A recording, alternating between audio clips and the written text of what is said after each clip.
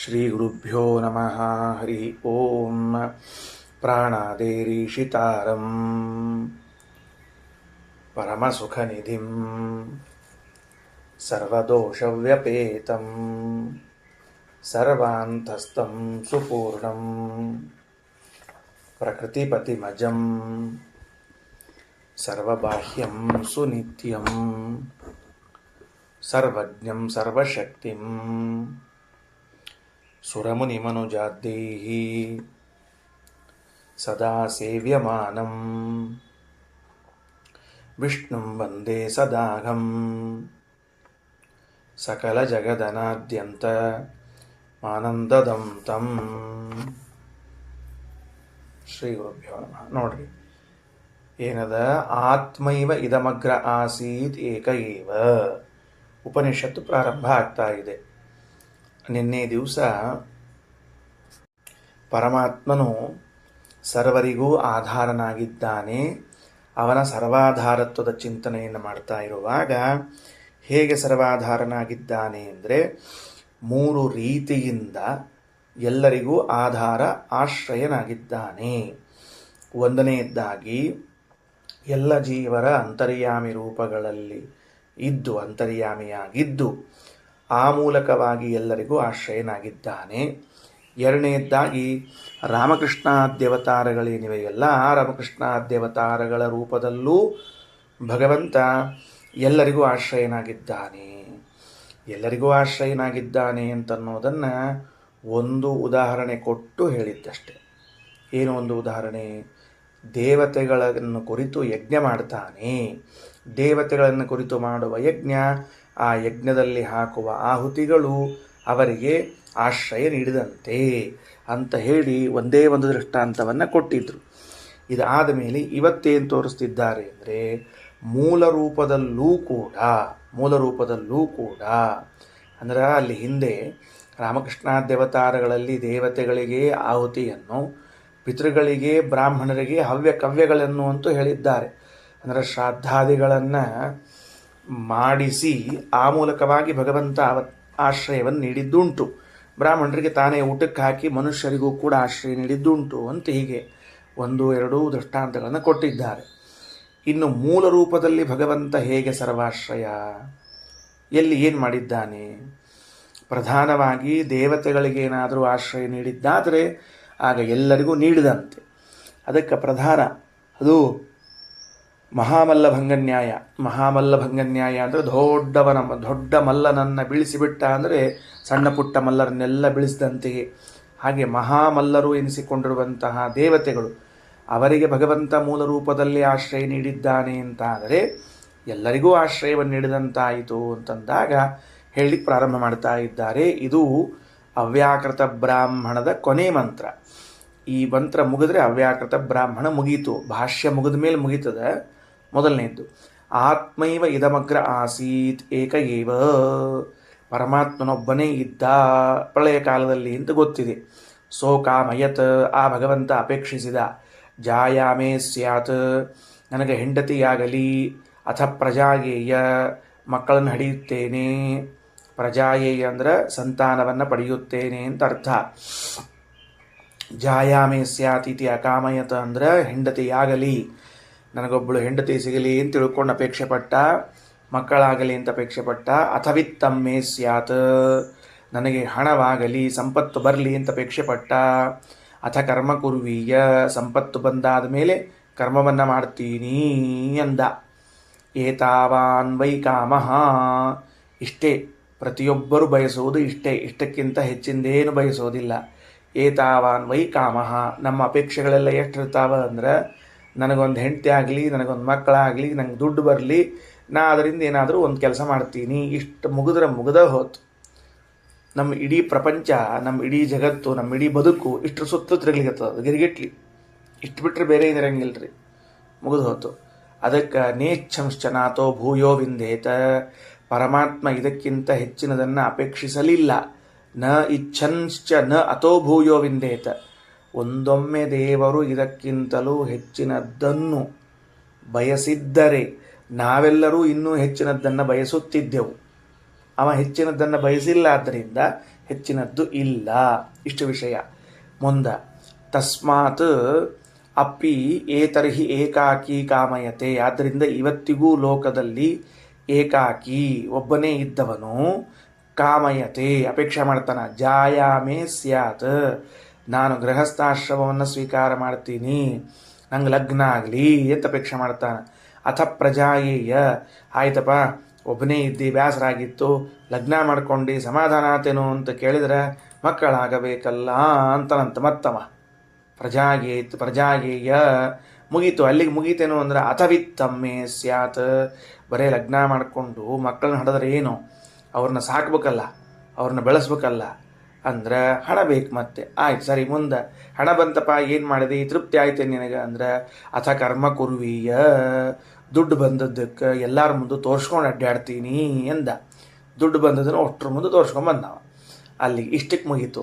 ಅಂದ್ರೆ ಭಗವಂತ ಏನು ಅವತ್ತು ಇಚ್ಛೆ ಮಾಡಿದ ಅವತ್ತಿನಿಂದ ಇವತ್ತಿನವರೆಗೂ ನಾವು ಅಷ್ಟನ್ನೇ ಇಚ್ಛಿಸುತ್ತಿದ್ದೇವೆ, ಹೆಚ್ಚನ್ನು ಇಚ್ಛಿಸುವುದಿಲ್ಲ. ಇದು ಯಾವ ರೂಪದಲ್ಲಿ? ಮೂಲ ರೂಪದಲ್ಲಿ ಅಂತ ಅರ್ಥ. ಪ್ರಳಯ ಕಾಲದಲ್ಲಿದ್ದ ನಾರಾಯಣ ಅಂತಂದಾಗಲೇನೆ ಮೂಲ ರೂಪದ ನಾರಾಯಣ ಅಂತ ಅರ್ಥ ಮಾಡಿಕೊಂಡ್ವಿ. ಆ ಮೂಲ ರೂಪದ ನಾರಾಯಣನು ಹೆಂಡತಿಯನ್ನ, ಮಕ್ಕಳನ್ನ, ಸಂಪತ್ತನ್ನ, ಕರ್ಮವನ್ನು ಅಪೇಕ್ಷಿಸಿದ. ಆದುದರಿಂದ ಇವತ್ತಿಗೂ ಪ್ರಜೆಗಳು ಒಬ್ಬರೇ ಇದ್ದವರು ಹೆಂಡತಿ, ಮಕ್ಕಳು, ಸಂಪತ್ತು ಮತ್ತು ಕರ್ಮವನ್ನು ಅಪೇಕ್ಷಿಸುತ್ತಾರೆ. ಎಷ್ಟು ಸ್ಪಷ್ಟದ ಇಲ್ಲಿ ವಾಕ್ಯ ಅಂದರೆ, ಬಿಂಬನಾದ ಭಗವಂತ ಏನನ್ನು ಇಚ್ಛಿಸುತ್ತಾನೋ ಪ್ರತಿಬಿಂಬನಾದ ನಾವುಗಳು ಅದನ್ನೇ ಇಚ್ಛಿಸುತ್ತೇವೆ ಅಂತ ಸ್ಪಷ್ಟ ಮಾಡಿದ್ದಾರೆ. ನಮಗೇನಾಗ್ತದೆ, ಅವತ್ಯವತ್ತೋ ಇಚ್ಛಾ ಮಾಡಿದ್ದಕ್ಕೆ ಇವತ್ತ್ಯಾಕೆ ನಾವು ಇಚ್ಛಾ ಮಾಡಬೇಕು ಅಂದರೆ, ಅವನೇ ಬಿಂಬನಾದದ್ದರಿಂದ ಅವನ ಇಚ್ಛಾನುಸಾರವಾಗಿ ಇಚ್ಛೆಯನ್ನು ಮಾತ್ರ ನಾವು ಮಾಡ್ತೀವಿ, ಬೇರೆ ಇಚ್ಛಾ ನಾವು ಮಾಡ್ಲಿಕ್ಕೆ ಹೋಗುವುದಿಲ್ಲ. ಹಾಗಾಗಿ ಇಚ್ಛೆ ಮಾಡಿದ. ಸ ಯಾವತ್ ಅಪ್ಪೇತ ಏತೇಷಾಂ ಏಕೈಕಂ ನ ಪ್ರಾಪ್ನೋತಿ. ಉಪನಿಷತ್ತಿನ ಮುಂದಿನ ವಾಕ್ಯ. ಸ ಯಾವತ್, ಆ ಅಧಿಕಾರಿಯಾದವನು ಯಾವತ್ ಎಲ್ಲಿವರೆಗೆ, ಅಪಿ ಏತೇಷಾಂ ಇವುಗಳ ಮಧ್ಯದಲ್ಲಿ, ಏಕೈಕಂ ನ ಪ್ರಾಪ್ನೋತಿ ಒಂದೊಂದನ್ನೂ ಪಡೆಯೋದಿಲ್ಲೋ, ಅಕೃತ್ಸ್ನ ಏವ ತಾವನ್ ಮನ್ಯತೆ ಅಲ್ಲಿವರೆಗೆ ತನ್ನನ್ನು ತಾನು ಅಪರಿಪೂರ್ಣನೆಂಬುದಾಗಿ ತಿಳಿಯುತ್ತಾನೆ. ಪರಿಪೂರ್ಣ ಅಂತ ಯಾವಾಗ ಆಗೋದು? ಇಷ್ಟೆಲ್ಲ ಮಂದಿ ಬಂದಾಗಲೇನೆ ಪೂರ್ಣ ಅಂತ ಆಗೋದು. ಹೆಂಡತಿ, ಮಕ್ಕಳು, ಸಂಪತ್ತು, ಕರ್ಮಗಳೆಲ್ಲ ಆದಾಗ ಅಂತೂ ಈಗ ತುಂಬಿದ ಕುಟುಂಬ, ಈಗ ತುಂಬಿತು, ಸಂಸಾರ ತುಂಬಿತು ಅಂತಿರ್ತಾನೆ. ಮೊದಲು ಸಂಸಾರ ತುಂಬಿರಂಗಿಲ್ಲ. ಅವು ಕ್ಯಾಲೆಂಡರ್ನೊಳಗೆ ಎಲ್ಲನೂ ಕಾಟ್ ಹಾಕ್ಕೊಂಡು ಬಂದಮೇಲೆ ಒಂದು ತಿಂಗಳು ತುಂಬ್ತೀವಿ ಅನ್ನಂಗೆ ಎಲ್ಲ ತುಂಬ್ಕೋದು ಬರ್ಬೇಕ್ರಿ ಇದು. ಅದಕ್ಕೆ ತಸ್ಯ ಕೃಷ್ಣೋವಾ ತಸ್ಯೋ ಕೃತ್ಸ್ನತಾ. ಈಗೇನಾಯಿತು, ಇಷ್ಟನ್ನ ವಿಷಯವನ್ನು ಹೇಳಿಬಿಟ್ರು. ಈಗ ಇದನ್ನು ಇನ್ನೊಂದು ರೀತಿಯಿಂದ ಅನುಸಂಧಾನ ಮಾಡಲಿಕ್ಕೆ ಹೊರಡ್ತಾರೆ. ಏನು ಅಂದರೆ, ಅಕಸ್ಮಾತ್ತಾಗಿ ಇವೆಲ್ಲ ಆಗದೇ ಇದ್ದರೂ ಕೂಡ ಮತ್ತೆ ಲಗ್ನ ಆಗಲೇ ಇಲ್ಲಪ್ಪ, ಇನ್ನು ಮಕ್ಕಳು ಆಗಲೇ ಇಲ್ಲಪ್ಪ, ಇನ್ನು ಅವ್ನಿಗೆ ಯಜ್ಞ ಮಾಡಲಿಕ್ಕೆ ಆಗಲೇ ಇಲ್ಲ, ಸಂಪತ್ತೇ ಬರಲಿಲ್ಲ ಅಂತ ಆದ್ರೆ ಅವಾಗೇನು ಮಾಡಬೇಕು ಅಂತಂದ್ರೆ, ತನ್ನಲ್ಲೇ ಇರುವಂತಹ ಕೆಲವು ಪದಾರ್ಥಗಳನ್ನು ಅವರವರ ಸ್ಥಾನಗಳಲ್ಲಿ ಚಿಂತನೆಯನ್ನು ಮಾಡಿ ತಾನು ಪರಿಪೂರ್ಣ ಅಂತ ಅಂದುಕೊಳ್ಳಿಕ್ಕೆ ಬರ್ತದೆ. ಈಗ ಇಷ್ಟೆಲ್ಲ ಮಂದಿ ಸಿಕ್ಕಿದ್ರಿ ನೀವು ಪರಿಪೂರ್ಣ ಆಗ್ಯಾನ, ಸಿಕ್ಕಿರ್ಲಿಲ್ಲಪ್ಪ ಅವಾಗೇನು ಮಾಡ್ಬೇಕಮ್ಮ ಅಂದ್ರೆ ಹೀಗೆ ಚಿಂತನೆಯನ್ನು ಮಾಡ್ರಿ ಅಂತ ವೇದ ಹೇಳ್ಕೊಡ್ತದೆ. ಯಾಕೆ ಹಿಂಗೆ ಹೇಳ್ಕೊಡ್ತು ಅಂತ ಭಾಷ್ಯದಲ್ಲಿ ನೋಡಿದಾಗ ಸ್ಪಷ್ಟ ಆಗ್ತದೆ. ಮೊದಲೇನು ನೋಡ್ಕೊಳ್ರಿ. ಮನ ಏವ ಅಸ್ಯ ಆತ್ಮ ತಾನೇನಿದ್ದಾನಲ್ಲ, ಹೆಂಗಲ್ ಮೇಲೆ ಹೇಳಿದ್ವಿ ಪರಮಾತ್ಮ ಒಬ್ಬನೇ ಇದ್ದ ಅಂತ ತಿಳ್ಕೊಂಡು, ಹಂಗೆ ನಾನು ಯಾರು ಅಂದ್ರೆ ನನ್ನ ಸ್ವರೂಪಭೂತವಾದ ಮನಸ್ಸೇ ನಾನಾಗಿದ್ದೇನೆ. ಅಂದ್ರೆ ಈಗ ಇಲ್ಲೇನು ಬರಬೇಕು, ನಾನು, ನನ್ನ ಹೆಂಡತಿ, ನನ್ನ ಮಕ್ಕಳು, ಸಂಪತ್ತು, ಕರ್ಮ ಇಷ್ಟು ಬರಬೇಕಲ್ಲ. ಇಷ್ಟನ್ನು ಹೇಳ್ತಾರೆ. ಸ್ವರೂಪಭೂತವಾದ ನನ್ನ ಮನಸ್ಸೇ ಯಜಮಾನ. ಯಜ್ಞಕ್ಕೆ ಬೇಕಲ್ಲ ಯಜಮಾನ, ಯಜ್ಞಕ್ಕೆ ಬೇಕಾದ ಯಜಮಾನ ಅಥವಾ ಸಂಸಾರದಲ್ಲಿ ಪೂರ್ಣ ಎನಿಸಿಕೊಳ್ಳಲು ಬೇಕಾದ ಯಜಮಾನ ಯಾರು?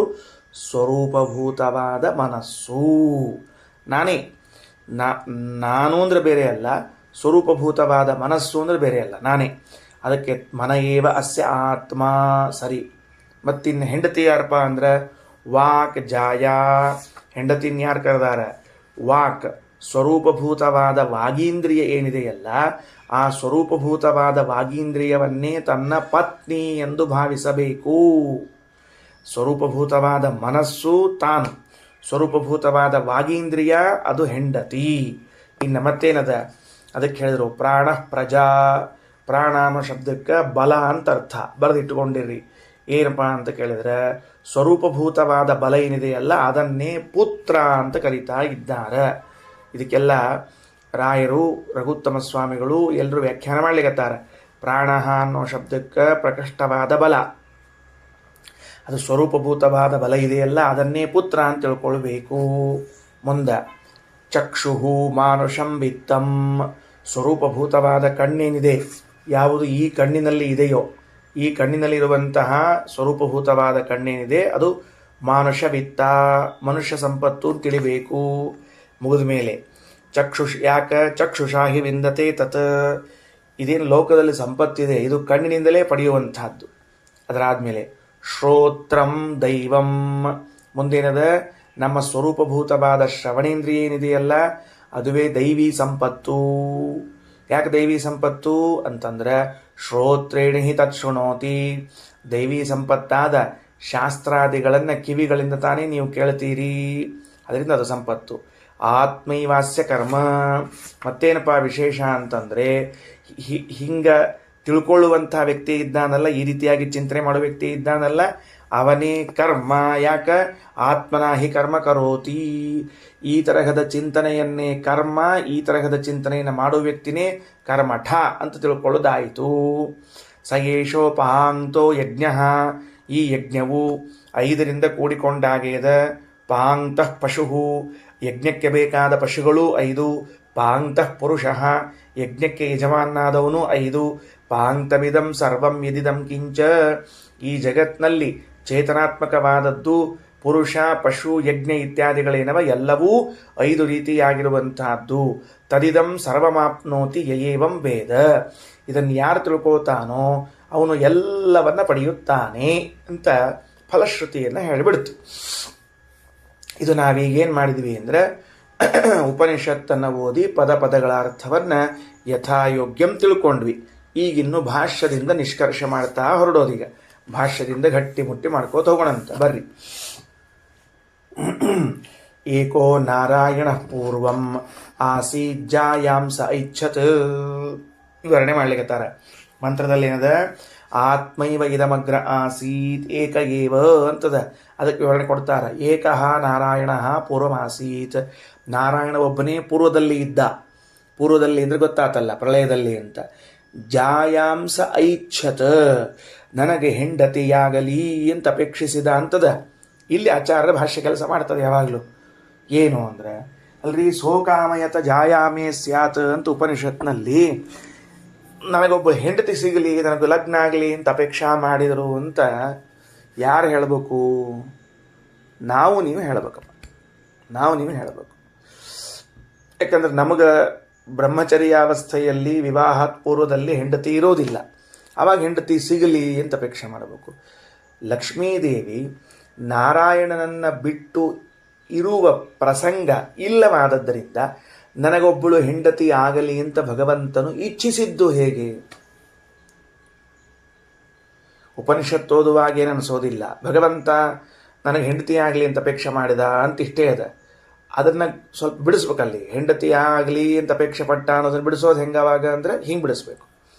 ಮೂಲ ಉಪನಿಷತ್ತಿನ ಭಾವ ಏನಾಯಿತು ಅಂತಂದ್ರೆ ಜಾಯಾಮೇ ಸ್ಯಾಯೇತ ಅಂದರೆ ಪರಮಾತ್ಮನು ನನಗೆ ಹೆಂಡತಿ ಒಬ್ಬಳು ಸಿಗಲಿ ಅಂತ ಹೇಳಿದಂತೆ ಆಯಿತು. ಆಚಾರ್ಯರು ಈ ಪ್ರಮಾಣ ಉದಾಹರಣೆ ಮಾಡುವಾಗ ಆ ಪ್ರಶ್ನೆಯನ್ನು ಮನಸ್ಸಿನಲ್ಲಿ ಇಟ್ಟುಕೊಂಡು ಮಾಡಿದ್ದಾರೆ. ಲಕ್ಷ್ಮೀದೇವಿ ಭಗವಂತನಿಂದ ಸದಾ ಅವಿಯೋಗಿನಿ, ಯಾವಾಗಲೂ ಜೊತೆಗಿರುವಂಥವಳು. ಯಾವಾಗಲೂ ಜೊತೆಗೆ ಹೆಂಡತಿ ಇದ್ದಾಗ ನನಗೆ ಹೆಂಡತಿ ಆಗಲಿ ಅಂತ ಕೇಳುವುದೇನದು? ಹಿಂಗೂ ಒಂದಿರ್ತದ. ಹೆಂಡತಿ ಇಲ್ಲದೇ ಇದ್ದವರು ಹೆಂಡತಿ ಆಗಲಿ ಅಂತ ಕೇಳಬಹುದು.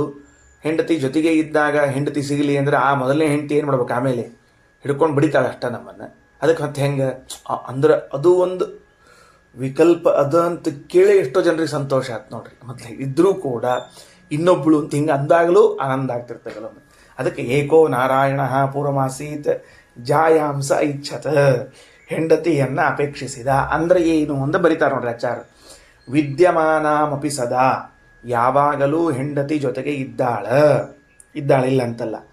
ಭೋಗಾರ್ಥಂ ಪುರುಷೋತ್ತಮ, ಹೆಂಡತಿಯನ್ನು ಭೋಗಕ್ಕಾಗಿ ಬಯಸಿದ, ದಾಂಪತ್ಯ ಜೀವನವನ್ನು ನಡೆಸುವುದಕ್ಕಾಗಿ, ಗೃಹಸ್ಥಾಶ್ರಮದ ಜೀವನ ನಡೆಸುವುದಕ್ಕಾಗಿ, ಸಂತಾನ ಪಡೆಯುವುದಕ್ಕಾಗಿ ಅಪೇಕ್ಷಿಸಿದ. ಅದಕ್ಕಾಗಿಯೇನೇ ಏನು ಮುಂದೀಗ ಹೆಂಡತಿಯನ್ನು ಅಪೇಕ್ಷಿಸಿದ ಅಂದರೆ ಈ ಅರ್ಥದಲ್ಲಿ. ಹೆಂಡತಿಯನ್ನು ಅಪೇಕ್ಷಿಸಿದ ಅಂದರೆ ಲಗ್ನ ಮಾಡಿಕೊಳ್ಳಬೇಕು, ಹೊಸದಾಗಿ ಹೆಂಡತಿ ಬರಬೇಕು ಅಂತೇನಲ್ಲ. ಇದ್ದ ಹೆಂಡತಿಯನ್ನೇ ನಾನು ಭೋಗಕ್ಕಾಗಿ ಅಪೇಕ್ಷಿಸುತ್ತೇನೆ. ಪರಮಾತ್ಮ ನಿತ್ಯತ್ವೇಪಿ ಉಭಯೋ ದೇವ, ಲಕ್ಷ್ಮೀನಾರಾಯಣರಿಬ್ಬರೂ ಕೂಡ ನಿತ್ಯದವರೇ ಆಗಿದ್ದಾರೆ. ಅವರೇನು ಪ್ರತ್ಯೇಕ ಅಲ್ಲೇ ಅಲ್ಲ. ನಿತ್ಯತ್ವೇಪಿ, ನಿತ್ಯದಲ್ಲಿ ಇಬ್ಬರೂ ಕೂಡ ಏನಾಗ್ಯಾರ, ನಿತ್ಯವೇ ಆಗಿದ್ದಾರೆ. ನಿತ್ಯತ್ವೇಪಿ ಉಭಯೋರ್ದೇವ ವಿಯುಕ್ತಸ್ತು ತಯಾ ಯದ, ಯಾವಾಗ ಅವಳ ಜೊತೆಗೆ ಭೋಗ ಮಾಡದೇ ಇರ್ತಾನೋ ಆವಾಗ ಅವನನ್ನು ಏಕಃ ಅಂತ ಕರೀತಾರೆ. ಯಾವಾಗ ಲಕ್ಷ್ಮೀ ಜೊತೆ ಕೂಡಿಕೊಂಡಿರ್ತಾನೋ ಆವಾಗ ಹೆಂಡತಿಯನ್ನು ಅಪೇಕ್ಷಿಸಿದ ಅಂತ ಹೇಳ್ತಾರೆ. ಹೀಗೆ ಉಪನಿಷತ್ತಿನಲ್ಲಿ ಬಂದ ಎರಡೂ ವಾಕ್ಯಗಳನ್ನು ಅರ್ಥ ಮಾಡಿಕೊಳ್ಳಿರಿ. ಏನರ್ಥ ಆತು? ಮೊದಲನೆಯದ್ದು ಆತ್ಮೈವ ಇದಮಗ್ರ ಆಸೀತ್ ಅಂತ ವಾಕ್ಯ. ಭಗವಂತ ಪ್ರಳಯ ಕಾಲದಲ್ಲಿ ಒಬ್ಬನೇ ಇದ್ದ, ಅವನು ಹೆಂಡತಿಯನ್ನು ಬಯಸಿದ. ಈ ಎರಡೂ ಮಾತುಗಳನ್ನು ಕೂಡಿಸೋದು ಹೆಂಗೆ? ಯಾಕಂದ್ರೆ ಪ್ರಳಯ ಕಾಲದಲ್ಲಿ ಲಕ್ಷ್ಮೀದೇವಿಯೂ ಇದ್ದಾಳೆ, ನಿತ್ಯಾವಿಯೋಗಿನಿ ಅವಳು ಎಲ್ಲೂ ಹೋಗ್ಲಿಕ್ಕೆ ಸಾಧ್ಯ ಇಲ್ಲ. ಪ್ರಳಯ ಕಾಲದಲ್ಲಿ ಲಕ್ಷ್ಮೀದೇವಿ ಇದ್ದಾಗ ಪರಮಾತ್ಮ ಒಬ್ಬನೇ ಇದ್ದ ಅಂತ ಹೆಂಗಂದ್ರೆ ಒಂದು ಪ್ರಶ್ನೆ. ಇನ್ನು ಎರಡನೇದ್ದು, ಸದಾ ಹೆಂಡತಿ ಜೊತೆಗೆ ಇರುವ ಕಾಲದಲ್ಲಿ ಹೆಂಡತಿಯನ್ನು ಅಪೇಕ್ಷಿಸಿದ ಅನ್ನುವುದು ಹೇಗೆ ಅಂತ ಕೇಳಿದರೆ ಆಗ ಅಭಿಪ್ರಾಯ ಇಷ್ಟು: ಸದಾ ಲಕ್ಷ್ಮೀದೇವಿ ಜೊತೆಗೆ ಇದ್ದರೂ ಕೂಡ ಅವಳ ಜೊತೆಗೆ ನಿರಂತರವಾಗಿ ಪರಮಾತ್ಮ ಭೋಗವನ್ನು ಮಾಡುವುದಿಲ್ಲ, ನಿರಂತರವಾಗಿ ಸ್ತ್ರೀ ಸಂಪರ್ಕವನ್ನು ಪಡೆದಿರುವುದಿಲ್ಲ. ಯಾವಾಗ ಸ್ತ್ರೀಯ ಸಂಪರ್ಕವನ್ನು ಪಡಿತಾನೆ, ಲಕ್ಷ್ಮೀದೇವಿಯ ಜೊತೆಗೆ ಸುಖವನ್ನು ಭೋಗ ಮಾಡ್ತಾನೋ ಆಗ ಹೆಂಡತಿಯನ್ನು ಅಪೇಕ್ಷಿಸಿದ ಎಂಬ ಶಬ್ದ ಪ್ರಯೋಗ ಮಾಡಬೇಕು. ಯಾವಾಗ ಲಕ್ಷ್ಮೀದೇವಿಯಿಂದ ಈ ಭೋಗವಿಲ್ಲದೆ ಇದ್ದಾನೋ ಆ ಕಾಲದಲ್ಲಿ ಪರಮಾತ್ಮ ಏಕಏವ ಆಸೀತ್, ಒಬ್ಬನೇ ಇದ್ದ ಎಂಬ ಅರ್ಥವನ್ನು ಮಾಡಬೇಕು. ಇಷ್ಟು ಉಪನಿಷತ್ತಿನ ಭಾವ ಎಂದು ತಿಳಿದುಕೊಳ್ಳ್ರಿ. ಇನ್ನು ಮುಂದೆ ಏಕೋ ನಾರಾಯಣ ಪೂರ್ವಮಾಸೀತ್ ಜಾಯಾಂಸ ಐಚ್ಛತ್ ವಿದ್ಯಮಾನಮಪಿ ಸದಾ ಭೋಗಾರ್ಥಂ ಪುರುಷೋತ್ತಮಃ ನಿತ್ಯತ್ವೇಪಿ ಉಭಯೋ ನಿತ್ಯತ್ವೇ ಅಂದರೆ ಇವರಿಬ್ಬರೂ ನಿತ್ಯರಾಗ್ಯಾರ. ಯಾರಿಬ್ಬರೂ ನಿತ್ಯ ಆಗ್ಯಾರ? ಗಂಡ ಹೆಂಡತಿಯರು. ವಿಯುಕ್ತಸ್ತು ತಯಾ ತದ ಏಕ ಇತ್ಯುಚ್ಯತೆ. ಇಲ್ಲೊಂದು ಸಣ್ಣ ಮಿಸ್ಟೇಕ್ ಆಗ್ಯದ ಅಂತ ನನ್ನ ಅಭಿಪ್ರಾಯ.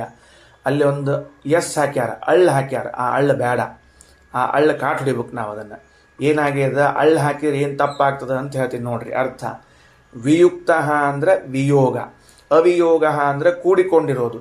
ಕೂಡಿಕೊಂಡಿದ್ದಾಗಲೇನೆ ಒಬ್ಬರು ಅಂತ ಕರೀತಾರೆ ಅಂತಂತಾರೆ. ಮತ್ತು ಕೂಡಿಕೊಂಡಿದ್ದಾಗ ಒಬ್ಬರು ಅಂತ ಕರೆಯೋದಾದರೆ ಮತ್ತು ಹೆಂಡತಿಯನ್ನು ಅಪೇಕ್ಷಿಸಿದ ಅನ್ನೋ ಅರ್ಥಗಳನ್ನೆಲ್ಲ ಹೆಂಗೆ ಕೂಡಿಸೋದು? ಅವೆಲ್ಲ ಕೂಡಿಸ್ಲಿಕ್ಕೆ ಬರೋದಿಲ್ಲ. ಅದಕ್ಕೆ ಏನು ಮಾಡಬೇಕು? ವಿಯುಕ್ತ ಅಂದರೆ ಹೆಂಡತಿಯ ಜೊತೆಗೆ ಭೋಗವಿಲ್ಲದೆ ಇದ್ದಾಗ ಅಂತ ಇಷ್ಟೇ ಅರ್ಥ. ಪ್ರಳಯ ಕಾಲದಲ್ಲಿ ಲಕ್ಷ್ಮೀದೇವಿಯ ಜೊತೆಗಿದ್ದಾಳೆ, ಆದರೆ ಆ ಹೆಂಡತಿಯ ಜೊತೆಗೆ ಇವನು ಭೋಗ ಮಾಡ್ತಿಲ್ಲ. ಯಾಕೆ? ಕಾದಾಚಿತ್ಕ ಭೋಗ, ಸರ್ವದಾ ಭೋಗ ಒಪ್ಪಿಲ್ಲ ಶಾಸ್ತ್ರದಲ್ಲಿ. ಅದರಿಂದ ಕಾದಾಚಿತ್ಕ ಭೋಗವನ್ನಿಟ್ಟುಕೊಂಡು ಆ ರೀತಿಯಾಗಿ ಹೇಳ್ತಾ ಇದ್ದಾರೆ. ಅದಕ್ಕೆ ಅವಿಯುಕ್ತ ಅನ್ನೋ ಪಾಠ ಅಲ್ಲ, ವಿಯುಕ್ತ ಅನ್ನೋ ಪಾಠವನ್ನು ಹೇಳಬೇಕು. ಏಕ ಇತ್ಯುಚ್ಯತೆ ನಿತ್ಯತ್ವೇಪ್ಯುಭಯೋರ್ದೇವ್ಯೋ ವಿಯುಕ್ತಸ್ತು ತಯಾ ತದಾ ಏಕ ಇತ್ಯುಚ್ಯತೆ. ದೇವ್ಯ ರಮಮಾಣ ಸ್ವತಂ ವಿಭು, ಆ ಲಕ್ಷ್ಮೀದೇವಿಯ ಜೊತೆಗೆ ರಮಣ ಮಾಡ್ತಾ ಇರುವಾಗ ಸುತಂ ಐಚ್ಛತ್, ಮಕ್ಕಳನ್ನು ಇಚ್ಛಿಸಿದ. ಬ್ರಹ್ಮ ತಥೋ ಜಗ್ನಿ ತಥೋ ದೇವಾಶ್ಚ ಸರ್ವಶಃ. ಯಾರ್ಯಾರು ಹುಟ್ಟುಕೊಂಡ್ರು? ಬ್ರಹ್ಮದೇವರು ಹುಟ್ಟುಕೊಂಡ್ರು, ಎಲ್ಲ ದೇವತೆಗಳು ಹುಟ್ಟುಕೊಂಡ್ರು. ಯಾವಾಗ ಭಗವಂತ ಇಚ್ಛಿಸಿದಾಗ ಎಲ್ಲ ದೇವತೆಗಳು ಬ್ರಹ್ಮದೇವರು ಮಕ್ಕಳಾಗಿ ಬಂದರು. ಮುಂದೆ ಜಾತೆ ಪುತ್ರೇ ವಿತ್ತಮೈಚ್ಛತ್, ಮಕ್ಕಳು ಹುಟ್ಟಿದ ಮೇಲೆ ಹಣವನ್ನು ಅಪೇಕ್ಷಿಸಿದ ಪರಮಾತ್ಮ. ಅಯ್ಯೋ ದುಡ್ಡು ಬೇಕಲ್ರಿ ನನಗೆ ಎಂದ. ಯಾವ್ದು ಬಂತು? ಭೂತಾನ್ಯಂಡಂ ತಥೋಭವತ್, ಪಂಚಭೂತಗಳು ಬ್ರಹ್ಮಾಂಡಗಳು ಹುಟ್ಟಿಕೊಂಡು ಬಂದವು. ಅಂಡಸ್ಯಾಂತಸ್ತ್ವಿಮೇ ಲೋಕಾಹ, ಬರೀ ಅಷ್ಟೇ ಅಲ್ಲ, ಬ್ರಹ್ಮಾಂಡದೊಳಗೆ ಈ 14 ಲೋಕಗಳು ಬಂದವು. ಕುರ್ಯಾಂ ಕರ್ಮೇತಿ ಚೈಚ್ಛತ್, ಆಮೇಲೆ ಕರ್ಮವನ್ನು ಮಾಡ್ತೀನಿ ಅಂತ ಇಚ್ಛಾ ಮಾಡಿದ. ತತಸ್ತು ಕೃತವಾನ್ ಯಜ್ಞಂ, ಭಗವಂತ ಆವಾಗ ಯಜ್ಞವನ್ನು ಮಾಡಿದ್ದಾನೆ. ಯಾರ ಸಲುವಾಗಿ ಮಾಡಿದ್ರಪ್ಪ ಅವ? ಸ್ವಸ್ಮೈ ಸ ಪುರುಷೋತ್ತಮ, ತನಗೋಸ್ಕರನೇ ತಾನು ಯಜ್ಞವನ್ನು ಮಾಡಿಕೊಂಡ. ಆಹುರಾತ್ಮೇತಿ ತಂ ದೇವಂ ಓಹೋ ಇಷ್ಟೆಲ್ಲ ಯಾಕೆ ಮಾಡ್ಕೊಂಡ, ಅವಂಗೆ ಇಷ್ಟೆಲ್ಲ ಇದ್ದಿದ್ದಿಲ್ಲ ಅದಕ್ಕೆ ಮಾಡ್ಕೊಂಡೆ ಅಂದರೆ ಪೂರ್ಣತ್ವಾತ್ ವಿಷ್ಣುಮವ್ಯಯಂ, ಪೂರ್ಣನಾದ್ದರಿಂದ ಪರಮಾತ್ಮನಿಗೆ ಆತ್ಮ ಅಂತ ಕರೀತಾರೆ. ಯಾಕ ಆತ್ಮೈವ ಇದಮಗ್ರ ಆಸೀತ್ ಅಂತ ಹೇಳುವಾಗ ಪೂರ್ಣನಾದವನಾದ್ದರಿಂದಲೇ ಪರಮಾತ್ಮನಿಗೆ ಆತ್ಮ ಅಂತ ಕರೆದದ್ದು. ಇಷ್ಟೆಲ್ಲ ಮಾಡಿಕೊಂಡದ್ದು ತನ್ನ ಅಪರಿಪೂರ್ಣತೆಯನ್ನು ಮುಚ್ಚಿ ಹಾಕಿಕೊಳ್ಳಬೇಕು ಅಂತಲ್ಲ, ಅಪರಿಪೂರ್ಣತೆಯನ್ನು ಮುಚ್ಚಿ ಹಾಕಿಕೊಳ್ಳಬೇಕು ಅಂತಲ್ಲ, ಇವೆಲ್ಲವನ್ನ ಮಾಡಿದ್ದು ದೇವತೆಗಳಿಗೆ ಆಶ್ರಯವನ್ನು ನೀಡುವುದಕ್ಕಾಗಿ ಯಜ್ಞ ಮಾಡಿದ. ತಂ ಪೂರ್ಣಮಂ ತಸ್ಮಾತ್ ಯದ್ಯಾಪಿ ಯಃ ಕಾಮಿ ಸಹೈತಾವಂತಮಿಚ್ಛತಿ. ಆದ್ದರಿಂದ ಇವತ್ತಿಗೂ ಕೂಡ ಯಾರಾದರೂ ಇಚ್ಛೆ ಮಾಡಿದರೆ ಇಷ್ಟನ್ನೇ ಇಚ್ಛೆ ಮಾಡ್ತಾರೆ ಹೊರತಾಗಿ ಬೇರೆ ಇದನ್ನು ಅಲ್ಲ. ಮುಗಿದು ಹೋದ ಕೆಲಸ. ಇಷ್ಟನ್ನು ಆ ಉಪನಿಷತ್ತಿಗೆ ಒಂದು ಸಾಮಾನ್ಯ ಅಭಿಪ್ರಾಯವನ್ನು ತಿಳಿಸಿಕೊಟ್ಟಿದ್ದಾರೆ. ಹಾಗಾದರೆ ಈಗ ಇಲ್ಲಿಯವರೆಗೆ ನಾವೇನು ಓದ್ಕೊಂಡು ಬಂದ್ವಿ ಅಂತಂದರೆ ಇಷ್ಟು ಉಪನಿಷತ್ತಿನ ಭಾವ ಆಯಿತು. ಆತ್ಮೈವ ಇದಮಗ್ರ ಆಸೀತ್ ಏಕ ಏವ ಸೋಕಾಮಯತ ಜಾಯಾಮೇ ಸ್ಯಾತ್ ಅಥ ಪ್ರಜಾಯೇಯ ಅಥ ವಿತ್ತಂ ಮೇ ಸ್ಯಾತ್ ಅಥ ಕರ್ಮ ಕುರ್ವೀಯ ಏತಾವಾನ್ ವೈ ಕಾಮಃ ನೇಶ್ಚಂಶ್ಚ ನಾಥೋ ಭೂಯೋ ವಿಂದೇತ ತಸ್ಮಾದಪ್ಪೇತರ್ಹಿ ಏಕಾಕಿ ಕಾಮಯತೆ ಜಾಯಾಮೇ ಸ್ಯಾತ್ ಅಥ ಪ್ರಜಾಯೇಯ ಅಥ ವಿತ್ತಂ ಮೇ ಸ್ಯಾತ್ ಅಥ ಕರ್ಮ ಕುರ್ವೀಯ ಸ ಯಾವದಪ್ಪೇತೇಷಾಂ ಏಕೈಕಂ ನ ಪ್ರಾಪ್ನೋತಿ ಅಕೃತ್ಸ ಏವ ತಾವನ್ ಮನ್ಯತೆ. ಇಷ್ಟು ಉಪನಿಷತ್ತಿನ ಭಾಗವನ್ನು ನಾವೀಗ ಆಚಾರ್ಯರ ಭಾಷ್ಯದಲ್ಲಿ ಓದಿದ್ದೇವೆ.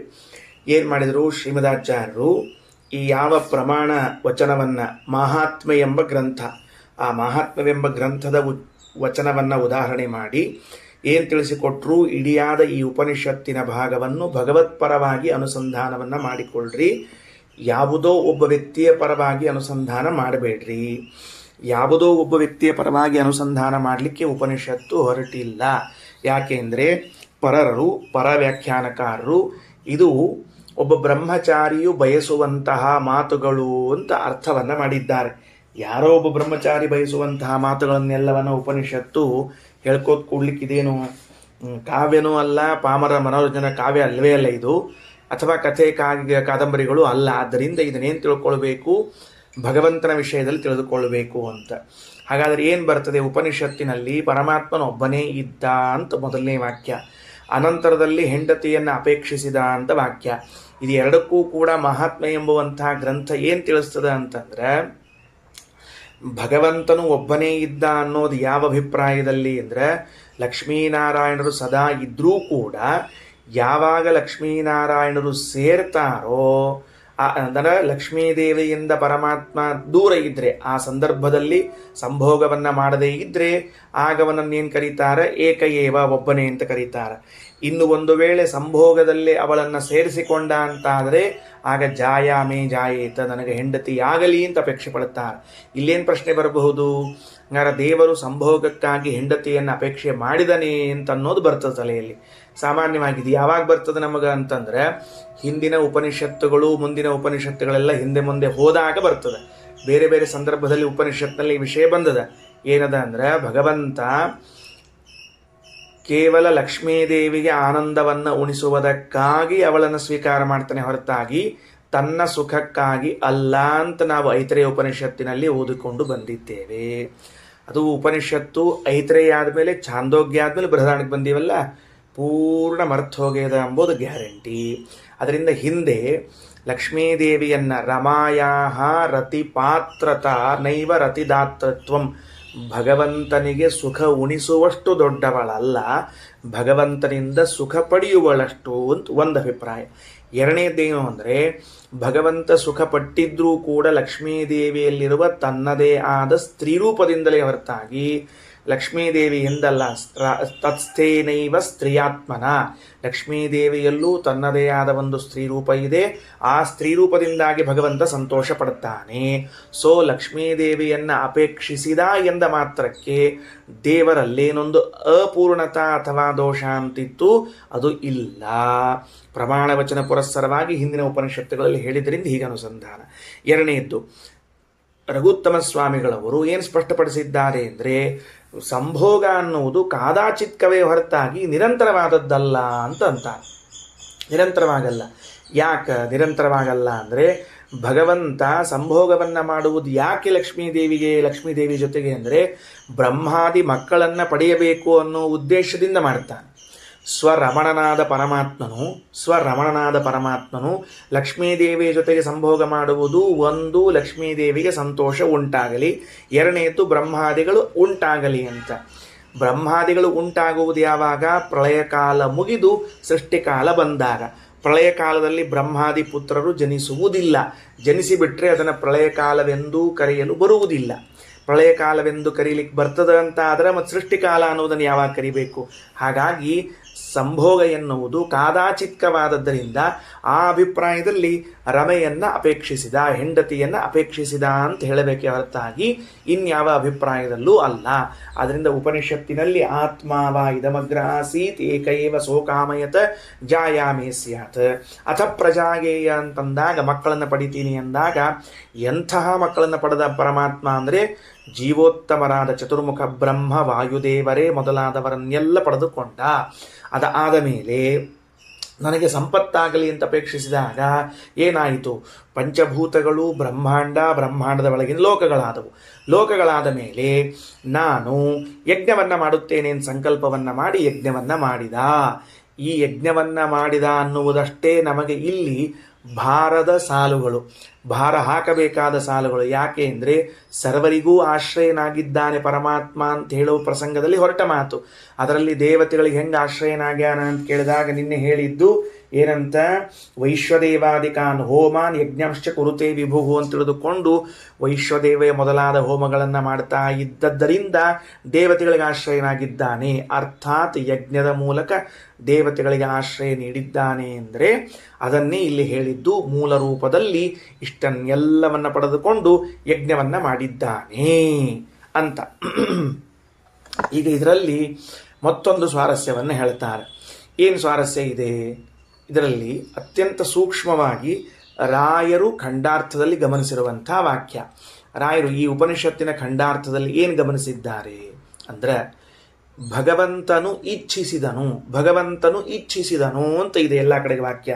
ಸ್ವಲ್ಪ ನೋಡ್ಕೊಳ್ರಿ ಉಪನಿಷತ್ತು. ಸೋ ಅಕಾಮಯತ್, ಭಗವಂತನು ನನಗೆ ಹೆಂಡತಿಯಾಗಲಿ ಎಂದು ಇಚ್ಛಿಸಿದನು, ಮಕ್ಕಳಾಗಲಿ ಎಂದು ಇಚ್ಛಿಸಿದನು, ಹಣ ಸಿಗಲಿ ಎಂದು ಇಚ್ಛಿಸಿದನು, ಕರ್ಮ ಮಾಡುತ್ತೇನೆ ಎಂದು ಇಚ್ಛಿಸಿದನು. ಎಲ್ಲ ಕಡೆಗೂ ಕೂಡ ಇಚ್ಛಿಸಿದನು ಅಂತ ಇಷ್ಟ ಅದ. ಎಲ್ಲೂ ಸಹಿತೇಕ ಮುಂದಿನ ವಿಷಯವೇ ಇಲ್ಲ. ಬರೀ ಇಚ್ಛಿಸಿದನು ಅಂತಿದ್ದ ಮಾತ್ರಕ್ಕೆ ಎಲ್ಲವೂ ಆಯಿತು ಅಂತ ಹೆಂಗೆ ಹೇಳಿದ್ರಿ? ಇಚ್ಛಿಸಿದನು ಅಂತದ, ಹೆಂಡತಿ ಬೇಕು ಅಂತ ಇಚ್ಛಿಸಿದನು, ಮುಗಿದೋತು. ಅಂದ್ರೆ ನಮ್ಮಲ್ಲಿ ಏನಿರ್ತದೆ ಅಂದ್ರೆ ಮೂರು ಸೇರಿಕೊಂಡಾಗ ಒಂದು ಕೆಲಸ ಆಗ್ತದೆ. ಹೆಂಗೆ ಅಂದ್ರೆ ಜಾನಾತಿ, ಇಚ್ಛತಿ, ಯತತೆ ಅಂತ ಮೂರು ಪ್ರಯೋಗಗಳಾಗಬೇಕು. ಮೊದಲನೇದ್ದು ಜಾನಾತಿ, ತಿಳಿದುಕೊಳ್ಬೇಕು. ಆಮೇಲೆ ಇಚ್ಛತಿ, ಅದರ ಮೇಲೆ ಇಚ್ಛಾ ಮಾಡಬೇಕು. ಆಮೇಲೆ ಪ್ರಯತ್ನ ಮಾಡಬೇಕು. ಆವಾಗ ಒಂದು ಕಾರ್ಯ ಕೈಗೂಡುತ್ತದೆ.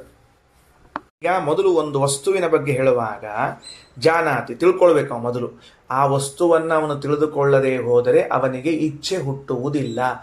ಬಯಕೆ ಹುಟ್ಟಬೇಕು, ಬೇಕು ಅಂತ ಅನಿಸ್ಬೇಕಾದ್ರೆ ಅದು ಏನು ಅಂತ ತಿಳಿಬೇಕಲ್ಲ. ಅವನಿಗೆ ಏನು ಅಂತ ತಿಳಿಯದೆ ಹೋದರೆ ಅವನು ಇಚ್ಛಿಸುವುದು ಹೇಗೆ? ಇಚ್ಛಿಸಿದ ಮೇಲೆ ಕೂತತ್ರನೇ ಎಲ್ಲ ಬರುವುದಿಲ್ಲ. ಇವನು ಪ್ರಯತ್ನ ಮಾಡಬೇಕು ಹೋಗಿ.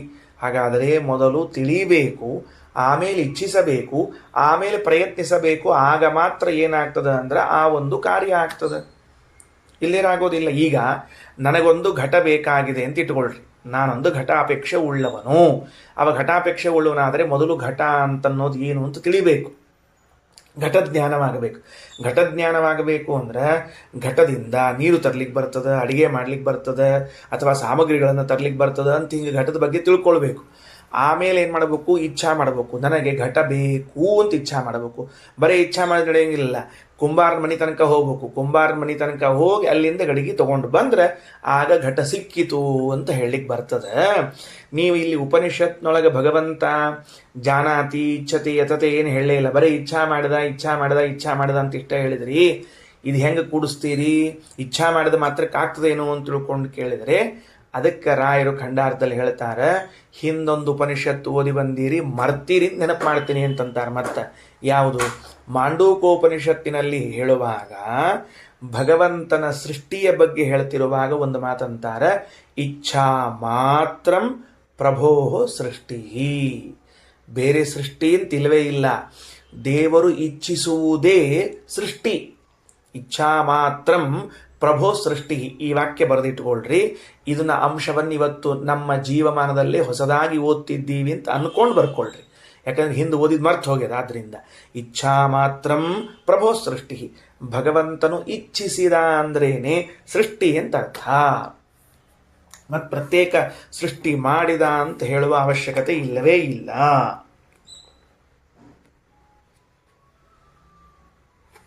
ಆದ್ದರಿಂದಲೇನೆ ಪ್ರತ್ಯೇಕವಾಗಿ ಬೃಹದಾರಣ್ಯಕ ಉಪನಿಷತ್ತು ಇಚ್ಛಿಸಿದ ಆಮೇಲೆ ಸೃಷ್ಟಿ ಮಾಡಿದ ಅಂತ ಹಿಂಗೆ ಹೇಳಲಿಲ್ಲ ಅಂತ ಬರೀತಾರ ರಾಯರು. ಅರ್ಥ ಆಯ್ತಾ? ಹಾಗಾದರೆ ಇಚ್ಛಾ ಮಾತ್ರಂ ಪ್ರಭೋ ಸೃಷ್ಟಿ ಅಂತ ಉಪನಿಷತ್ತು ಹೇಳಿದ್ದರಿಂದಲೇನೆ ಅವನು ಇಚ್ಛಿಸುವುದೇ ಸೃಷ್ಟಿಯಾದದ್ದರಿಂದ ಮತ್ತೆ ಇಚ್ಛಾ ಮಾಡಿದ ಆಮೇಲೆ ಪ್ರಯತ್ನ ಮಾಡಿದ ಆಮೇಲೆ ಸೃಷ್ಟಿಸಿದ ಅಂತ ಹೇಳುವ ಅವಶ್ಯಕತೆ ಇಲ್ಲ. ಇದೊಂದು ಹೊಸ ಅಂಶ. ಅಂದ್ರೆ ನಾವಿವತ್ತು ದೇವರ ಇಚ್ಛೆ ಅಂದ್ರೇನೆ ಕೆಲಸ ಆಯಿತು ಅಂತ ಅರ್ಥ. ದೇವರ ಇಚ್ಛೆ ಅಂದರೆ ಕೆಲಸ ಆಯಿತು ಅಂತ ಅರ್ಥ. ಮತ್ತು ಅವ ಇಚ್ಛಾ ಮಾಡ್ಯಾನ ಇನ್ನು ಯಾವಾಗ ಕೆಲಸ ಮಾಡ್ತಾನೋ ಇನ್ನೊಂದು ಹಿಂಗನ್ಲಿಕ್ಕೆ ಹೋಗಬಾರ್ದು. ಅಂತೂ ಇಂತೂ ಬರೋಬ್ಬರಿ ದೇವರೆಲ್ಲ ಅನುಗ್ರಹ ಮಾಡಿದ, ಮುಂದೆ ಯಾವಾಗ ಅಂತ ಕೇಳಿದ್ರೆ ಮುಂದೆ ಯಾವಾಗ ಅಂದ್ರೆ ಏನು, ಅನುಗ್ರಹ ಆಗೋದೇ ಮುಂದೆ, ಎಲ್ಲ ಮುಗಿದು ಹೋತಲ್ಲ ಮತ್ತೆ. ಆದ್ದರಿಂದ ಹೀಗೆ ಅರ್ಥ ಮಾಡಿಕೊಳ್ಳ್ರಿ ಅಂತ ಅದನ್ನು ತಿಳಿಸಿದರು. ಆದಮೇಲೆ ಇಷ್ಟೆಲ್ಲ ಮಾಡಿದ್ದರ ಮೇಲೆ ಮತ್ತೊಂದು ಮಂದಾಧಿಕಾರಿಗಳಿಗೆ ಬರಬಹುದಾದ ಶಂಕೆಯನ್ನು ಉಪನಿಷತ್ತೇ ಪರಿಹಾರ ಮಾಡಿಬಿಟ್ಟದೆ. ಆತ್ಮಾವ ಇದಮಗ್ರ ಆಸೀತ್ ಅಂತ ಹೇಳುವಾಗ ಈ ಉಪನಿಷತ್ತು ಏನು ಮಾಡಿತ್ತು, ಕೊನೆಗೆ ಬರ್ತಾ ಅಂದರೆ ಈ ಉಪನಿಷತ್ತಿನ ಶೈಲಿ ನಮಗೆ ಅರ್ಥ ಆಗಲಿಲ್ಲ. ಏನಂತದ ಅಂದರೆ ಇವುಗಳ ಮಧ್ಯದಲ್ಲಿ ಯಾವುದನ್ನು ಒಂದನ್ನು ಪಡೆದಿಲ್ಲವೋ ಅಲ್ಲಿವರೆಗೆ ಆ ವ್ಯಕ್ತಿ ಪಡೆಯದೇ ಇರುವಂತಹ ವ್ಯಕ್ತಿ ಅಪರಿಪೂರ್ಣನೆನಿಸುತ್ತಾನೆ ಅಂತದ. ಹೌದಾ? ಇದರಲ್ಲಿ ಹೆಂಡತಿ ಇಲ್ಲ ಅಂದ್ರೆ ಅಪರಿಪೂರ್ಣ, ಮಕ್ಕಳಿಲ್ಲ, ಸಂಪತ್ತಿಲ್ಲ ಇಲ್ಲ ಇಲ್ಲ ಅಂದ್ರೆ ಅಪರಿಪೂರ್ಣ ಅಂತ. ಭಗವಂತನು ಹೆಂಡತಿ ಬಯಸಿದ, ಮಕ್ಕಳು ಬಯಸಿದ, ಸಂಪತ್ತು ಬಯಸಿದ, ಯಜ್ಞ ಬಯಸಿದ ಅಂತಂದಾಗ ಏನು ತಲೆಯಾಗಿ ಬರ್ತದೆ? ಇವುಗಳ ಮಧ್ಯದಲ್ಲಿ ಯಾವುದಾದ್ರೂ ಒಂದು ಇದ್ದಿದ್ದಿಲ್ಲ ಅಂತಂದ್ರೆ ಅಪರಿಪೂರ್ಣನಾಗಿದ್ನೇನೋ, ಅದಕ್ಕೆ ಬಯಸಿ ಬಂದನೇನೋ ಅಂತ ಬರ್ತದೆ. ಅದಕ್ಕೆ ಆಚಾರ್ಯರಂತಾರೆ ಉಪನಿಷತ್ತು ಇದಕ್ಕೆ ಮೊದಲೇ ಉತ್ತರ ಕೊಟ್ಟುಕೊಂಡು ಹೊಂಟದ. ಏನಂತ?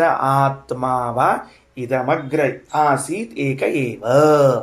ಆತ್ಮಶಬ್ದಕ್ಕೆ ಪೂರ್ಣನಾಗಿದ್ದಾನೆ ಅಂದರೆ ಪರಮಾತ್ಮನು ಪೂರ್ಣನಾಗಿದ್ದಾನೆ ಎನ್ನುವ ಮೂಲಕವಾಗಿ ಮುಂದೆ ಏಳಬಹುದಾದ ಸಮಸ್ಯೆಗೆ ಉತ್ತರ ಕೊಟ್ಟುಬಿಟ್ಟರು. ಏನು ಪ್ರಶ್ನೆ ಬರ್ತದೆ? ಇವುಗಳಲ್ಲಿ ಯಾವುದು ಒಂದಿಲ್ಲದೆ ಹೋದರೆ ಅವನು ಪರಿಪೂರ್ಣನೆನಿಸುವುದಿಲ್ಲ ಅಂತಂದಾಗ ಹಂಗಾರೆ ದೇವರಿಗೂ ಇವುಗಳಲ್ಲಿ ಯಾವುದೋ ಒಂದು ಇದ್ದಿದ್ದಿಲ್ಲ, ಅದಕ್ಕೆ ಪರಿಪೂರ್ಣನಾಗಿರ್ಲಿಲ್ವೇನು ಅಂದ್ರೆ ಇಲ್ಲ, ಅವ ಪರಿಪೂರ್ಣನೇ ಇದ್ದ. ಆಹುರಾತ್ಮೇತಿ ತಂ ದೇವಂ ಪೂರ್ಣತ್ವ ಪೂರ್ಣ ವಿಷ್ಣುಮವ್ಯಯಂ ತಸ್ಮಾತ್ ಅದ್ಯಾಪಿ ಯಃ ಕಾಮಿ ಸ ಹೇತಾವಂತಮಿಚ್ಛತಿ. ಆದ್ದರಿಂದ ಇವತ್ತಿಗೂ ಕೂಡ ಲೋಕದಲ್ಲಿ ಯಾರೇ ಬಯಸುವುದಾದರೆ ಭಗವಂತ ಏನು ಬಯಸಿದ್ದಾನೋ ಅಷ್ಟನ್ನೇ ಬಯಸುತ್ತಾನೆ ಹೊರತಾಗಿ ಹೆಚ್ಚಿನದ್ದನ್ನು ಬಯಸುವುದಿಲ್ಲ. ಸರಿ, ಈಗ ಇನ್ನೂ ಮುಗಿದಿಲ್ಲ. ಏನದ ಅಂದ್ರೆ ಇನ್ನೆರಡು ಮಾತನ್ನು ಹೇಳಿ ಇವತ್ತಿನ ಪಾಠ ಮುಗಿಸ್ಬಿಡ್ತೀನಿ, ಆಮೇಲೆ ಮುಂದೆ ನೋಡಂತ. ದೈವಂ ವಿತ್ತಂ ಸುಖಾದ್ಯಂ ಹಿ ಮಿತ್ರಾದ್ಯಂ ಮಾನುಷಂ ಸ್ಮೃತಂ. ಇನ್ನು ಇಲ್ಲೇನದ ಅಂದ್ರೆ ಈಗ ದೇವರ ಅಪೇಕ್ಷಾ ಮಾಡಿದ್ದಕ್ಕೆ ಬ್ರಹ್ಮಾಂಡ, ಪಂಚಭೂತಗಳು, 14 ಲೋಕಗಳು ಎಂಬ ಸಂಪತ್ತು ಬಂತು. ಈಗ ನಾನಿದ್ದೀನಲ್ಲ, ನಾನು ಅಪೇಕ್ಷೆ ಪಡ್ತೀನಿ, ನನಗೇನು ಸಿಗ್ತದ ಅಂತ ಕೇಳಿದ್ರೆ ಅದಕ್ಕೆ ನಿನಗೆ ಸಿಗುವಂತಹ ಸಂಪತ್ತು ಎರಡು. ಒಂದು ದೈವಿ ಸಂಪತ್ತು, ಒಂದು ಮಾನುಷಿ ಸಂಪತ್ತು. ದೈವಿ ಸಂಪತ್ತು, ಮಾನುಷಿ ಸಂಪತ್ತು ಅಂದರೆ ಏನು? ಸುಲಭವಾದ ಭಾಷೆಯಲ್ಲಿ ಹೇಳುವುದಾದರೆ ಮಹಾಭಾರತ ತಾತ್ಪರ್ಯ ನಿರ್ಣಯದಲ್ಲಿ ಶ್ರೀಮದಾಚಾರ್ಯ ತಿಳಿಸಿಕೊಡುತ್ತಾರೆ. ದೈವಿ ಸಂಪತ್ತು ಅಂದರೆ ವಿದ್ಯಾ, ಜ್ಞಾನವನ್ನೇ ದೈವಿ ಸಂಪತ್ತು ಎಂದು ಕರೆಯುತ್ತಾರೆ. ಮಾನುಷಿ ಸಂಪತ್ತು ಅಂದರೆ ಬಂಗಾರ, ಬೆಳ್ಳಿ, ಹೊಲ, ಮನೆಗಳು, ಅಧಿಕಾರ, ಇದನ್ನೆಲ್ಲವನ್ನು ಮಾನುಷಿ ಸಂಪತ್ತು ಅಂತ ಕರೀತಾರೆ. ದೈವಿ ಸಂಪತ್ತಿನೊಳಗೆ ಏನು ಬರ್ಕೊಂಡಿಟ್ಕೋಬೇಕು ನಾವು ಅಂದರೆ ವಿದ್ಯೆ, ಜ್ಞಾನ. ಬರೇ ಜ್ಞಾನ ಅಲ್ಲ, ಯಥಾರ್ಥವಾದ ಜ್ಞಾನ ಇದು ಬೇಕು. ಅದಕ್ಕೆ ನೋಡ್ರಿ, ದೈವಂ ವಿತ್ತಂ ಸುಖಾದ್ಯಂ ಹಿ. ದೈವ ವಿತ್ತ ಅಂತ ಯಾವ್ದು ಕರೀತಾರ? ಸುಖಾದಿಗಳಿಗೆ ಕರೀತಾರ ಅಂತ ರಘುತ್ತಮ ಸ್ವಾಮಿಗಳಂತಾರ ಅಲ್ರಿ. ಮತ್ತು ಈಗ ಹೇಳಿದ್ರಿ ದೈವ ವಿತ್ತ ಅಂತಂದ್ರೆ ವಿದ್ಯಾ ಅಂತ ಹೇಳಿ, ಈಗ ನೀವು ಇದ್ದಕ್ಕಿದ್ದಂಗೆ ಸುಖಾದಿಗಳು ಅಂತಿರಲ್ಲ ಅಂದ್ರೆ ಹೆಂಗೆ ಅರ್ಥ ಮಾಡ್ಬೇಕು? ಅದಕ್ಕೆ ಭಾರಿ ವಿಚಿತ್ರದ ನೋಡ್ರಿ. ಸುಖಾದ್ಯಂ ಅಂತನ್ನುವಲ್ಲಿ ಹಿಂಗೆ ಮಾಡಿಬಿಡ್ರಿ, ಸುಖ ಮೊದಲಾದ ಅಂತ ಅರ್ಥ ಅದಕ್ಕೆ. ಸರಿನಾ? ನಾನು ಮಹಾಭಾರತ ತಾತ್ಪರ್ಯ ನಿರ್ಣಯದ ವಾಕ್ಯವನ್ನು ಇಟ್ಟುಕೊಂಡು ದೈವಿ ವಿತ್ತ ಅಂದರೆ ವಿದ್ಯಾ, ಮಾನುಷಿ ವಿತ್ತ ಅಂದರೆ ಸುವರ್ಣಾದಿಗಳು ಅಂತ ಅನ್ನೋ ಅರ್ಥ ಹೇಳಿ ಮುಗಿಸಿದ್ದೇನೆ. ಈಗ ಇಲ್ಲಿ ಶ್ರೀಮದಾಚಾರ್ಯರು ಬೃಹದಾರಣ್ಯಕ ಭಾಷ್ಯದಲ್ಲಿ ಹೇಳುವಾಗ ದೈವಿ ವಿತ್ತ ಅಂದರೆ ಸುಖಾದಿಗಳು, ಮಾನುಷಿ ವಿತ್ತ ಅಂದರೆ ಮಿತ್ರಾದಿಗಳು ಅಂತ ಹೇಳಿದ್ದಾರಲ್ಲ, ಇದನ್ನ ಹೆಂಗೆ ಕೂಡಿಸ್ತೀರಿ? ಮಾನುಷಿ ವಿತ್ತವನ್ನು ಬಿಟ್ಬಿಡ್ರಿ, ಒಳ್ಳೆಯದೇ ಅದ. ಮಿತ್ರಾದಿಗಳು ಅಂದರೆ ಗೆಳೆಯ ಮೊದಲಾದವರು ಅಂದರೆ ಓಕೆ ಡನ್, ಗೆಳೆಯ, ಹೆಂಡತಿ, ಸಂಪತ್ತು ಇವೆಲ್ಲ ಬಂದ್ಬಿಡ್ತದೆ. ಆದರೆ ದೈವಿ ವಿತ್ತ ಅನ್ನೋಲ್ಲಿ ಸುಖಾದ್ಯಂ ಅನ್ನೋದಕ್ಕೆ ಹೆಂಗೆ ಅರ್ಥ ಮಾಡಬೇಕು ಅಂದರೆ ರಘುತ್ತಮ ಸ್ವಾಮಿಗಳಂತಾರೆ, ಸು ಸಮೀಚೀನವಾದ ಖಂ ಜ್ಞಾನ, ಅದನ್ನು ಸುಖ ಅಂತ ಕರೀತಾರ ಅಂದರೆ ಯಥಾರ್ಥ ಜ್ಞಾನ ಅಂತೆ ಅರ್ಥ. ಸುಖಂ ನೆನಪಿಟ್ಕೊಳ್ರಿ, ಸುಖಂ ಹೆಂಗೆ ಬಿಡಿಸ್ಬೇಕು? ಸು ಪ್ಲಸ್ ಖಂ ಅಂತ ಬರ್ಕೋಬೇಕು. ಬರ್ಕೊಂಡು ಸು ಅನ್ನೋ ಶಬ್ದಕ್ಕೆ ಯೋಗ್ ಯಥಾರ್ಥವಾದ, ಖಂ ಅಂದ್ರೆ ಜ್ಞಾನ. ಈ ಸುಖಾದ್ಯಂ ಅನ್ನೋ ಶಬ್ದಕ್ಕೆ ಹಿಂಗೆ ಮಾಡಿಬಿಡ್ರಿ. ಏನು ಅಂದ್ರೆ ಸುಖ ಅನ್ನೋ ಶಬ್ದಕ್ಕೆ ಸುಖ, ಆದ್ಯ ಅಂದರೆ ಕಾರಣ ಅಂತ ಅರ್ಥ. ಆದ್ಯ ಶಬ್ದಕ್ಕೆ ಏನರ್ಥ? ಸಾಧನ ಅಥವಾ ಕಾರಣ ಅಂತ ಅರ್ಥ. ಸುಖಾದ್ಯಂ ಅಂದರೆ ಸುಖಕ್ಕೆ ಸಾಧನವಾದದ್ದು ಯಾವುದು ಅಂದರೆ ನಮ್ಮ ಪ್ರಕಾರ ಶಾಸ್ತ್ರ ಇದು ಸುಖ ಸಾಧನ. ಆದ್ದರಿಂದ ದೈವಂ ವಿತ್ತಂ ಅನ್ನೋ ಶಬ್ದಕ್ಕೆ ವಿದ್ಯಾ ಅಂತೆ ಅರ್ಥ ಬಂತೈತೆ. ಆ ಪ್ರಕಾರ ದೈವಿ ಸಂಪತ್ತು ಅಂದ್ರೆ ಸು ಪ್ಲಸ್ ಖ ಅಂತ ಬರೆದ್ರಿ ಯಥಾರ್ಥವಾದ ಜ್ಞಾನ, ಅಥವಾ ಸುಖ ಆದ್ಯ ಅಂತ ಬರೆದ್ರಿ ಅಂದ್ರೆ ಸುಖಕ್ಕೆ ಸಾಧನವಾದದ್ದು ಯಾವುದು? ಶಾಸ್ತ್ರ. ಶಾಸ್ತ್ರವನ್ನೇ ದೈವಿ ವಿತ್ತ ಅಂತ ಕರಿಬೇಕು. ಮಾನಸಂ ಮಾನುಷಂತು ಮಿತ್ರಾದ್ಯಂ, ಮಿತ್ರರೇ ಮೊದಲಾದವರನ್ನ ಮಾನುಷ ವಿತ್ತ ಅಂತ ಕರಿಬೇಕು. ಇದಾನೀಮಪಿ ತಸ್ಮಾದ್ಧಿ ಕಾಮಯೇದೇವ ಕೇವಲಂ, ಇವತ್ತಿಗೂ ಕೂಡ ಅಷ್ಟನ್ನೇ ಅಪೇಕ್ಷಾ ಮಾಡ್ತಾನೆ. ಇದಾನೀಮಪಿ ಇವತ್ತಿಗೂ, ತಸ್ಮಾತ್ ಆದ್ದರಿಂದ, ಹಿ ಕಾಮೈದಿ ಯಃ ಕಶ್ಚಿತ್ ಪುರುಷೋ ವಾಪಿ ತದ್ವೈಕಲ್ಯಾದ ಕೃತ್ಸ್ನವಾನ್, ಯಾವುದೇ ಒಬ್ಬ ಪುರುಷನಿದ್ರೂ ಕೂಡ ಅವುಗಳು ಇಲ್ಲದೆ ಹೋದರೆ ಅವನನ್ನು ಅಪರಿಪೂರ್ಣನೆನ್ನುತ್ತಾರೆ, ಅಕೃತ್ಸ್ನ ಎಂದು ಕರೆಯುತ್ತಾರೆ. ಇಷ್ಟು ಈ ವಿಷಯ ಮುಕ್ತಾಯವಾಯಿತು. ಇನ್ನು ಒಬ್ಬರೇ ಇದ್ದಾಗ ಮತ್ತೇನು ಮಾಡೋದು ಅಂತ ಪ್ರಶ್ನೆ ಮಾಡಿದರು. ಯಾರಾದರೂ ಹಿಂಗೆ ಮಾಡ್ಯಾರೇನು ಅಂತ ಪ್ರಶ್ನೆ ಮಾಡಿದ್ರಿ. ಈಗ ಒಬ್ಬನೇ ಇದ್ದಾಗ ಯಾರಾದರೂ ಇದ್ರೆ ಹಿಂಗೆ ಮಾಡ್ಯಾರೇನು? ದೇವತೆಗಳು ಯಾರು ಮಾಡ್ಯಾರ? ಏನಂತ? ಸ್ವರೂಪಭೂತವಾದ ಮನಸ್ಸು, ಬಲ, ಚಕ್ಷುರೇಂದ್ರಿಯ, ಶ್ರವಣೇಂದ್ರಿಯ, ಆಮೇಲೆ ಚಿಂತನ, ಇವುಗಳೇ ಕರ್ಮ. ಇದು ಯಾರು ಮಾಡ್ಯಾರ, ಯಾರು ಮಾಡಬೇಕು ಅಂತ ಪ್ರಶ್ನೆ ಬಂತು. ಅದಕ್ಕೆ ಮುಂದಿನ ವಾಕ್ಯಗಳಲ್ಲಿ ಉತ್ತರವನ್ನು ಕೊಡ್ತಾರೆ. ಶ್ರೀಕೃಷ್ಣಾರ್ಪಣಮಸ್ತು.